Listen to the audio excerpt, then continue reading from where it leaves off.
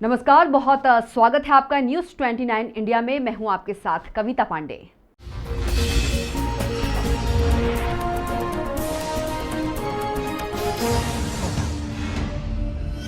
मुख्यमंत्री शिवराज सिंह चौहान ने शुक्रवार को देवास जिले के खाते गांव में फसल नुकसानी का जायजा लेने पहुंचे और कहा कि आगामी 6 सितंबर को 19 लाख किसानों के खातों में फसल बीमा का 4,500 करोड़ रुपए ट्रांसफर किए जाने की घोषणा की है। वहीं सीएम की इस घोषणा पर मध्य प्रदेश युवा कांग्रेस अध्यक्ष और कालापीपल से कांग्रेस के विधायक कुणाल चौधरी ने सीएम शिवराज सिंह चौहान पर हमला बोला है। कुणाल चौधरी ने सीएम से सवाल पूछा है कि क्या किसानों की फसल के बीमा का पैसा सरकार दे रही है। उन्होंने कहा कि बीमा के लिए प्रीमियम किसान खुद भरता है और कांग्रेस की सरकार में कमलनाथ जी ने समय पर अंश भरा था। इसी का नतीजा है कि समय पर बीमा मिलता है। कुणाल चौधरी ने कहा कि बीमा मिलना किसान का अधिकार है, इससे सरकार का कोई लेना देना नहीं है और सरकार किसानों पर कोई एहसान नहीं कर रही है। कुणाल चौधरी ने कहा कि किसान की कई जगहों पर 100% फसल खराब हो चुकी है और सरकार इस बात पर स्पष्टीकरण दे कि क्या सरकार किसानों को मुआवजा देगी या नहीं।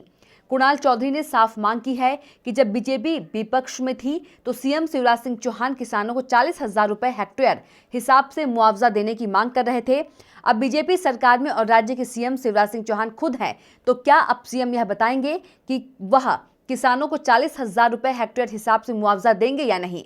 कुणाल चौधरी ने कहा कि इस संबंध में सीएम को पत्र लिखकर भी आग्रह किया गया है। कालापीपल से अनिल शर्मा की रिपोर्ट। भारतीय जनता पार्टी की सरकार और शिवराज जी झूठ बोलो, जोर से बोलो और ढोल पीटों की नीति को लगातार अपनाते रहते हैं।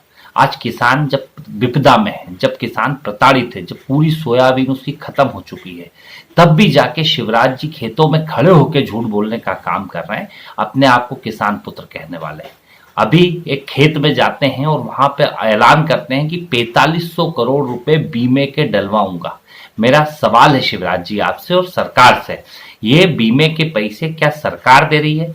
बीमा वो होता है जिसमें किसान अपने प्रीमियम भरता है और कमलनाथ जी की पिछली सरकार ने जो अपना अंश भरा था, जिसे आप हमेशा झूठ बोलते थे कि कांग्रेस की सरकार अपना अंश नहीं भर रही है समय पे, और उसी का नतीजा है कि समय पे बीमा मिलता है और ये किसान का अधिकार है, ना कि इसमें कोई आप एहसान कर रहे हो कि जो बीमा कंपनियों से हमें लेना है। आज लगातार किसान प्रताड़ित है। आपने 3 दिन तारीख तो बढ़ा दी, पर किसानों को कितनी समस्या बीमा करवाने में आ रही है, ये फील्ड पे जाके देखेंगे तब आपको समझ में आएगा।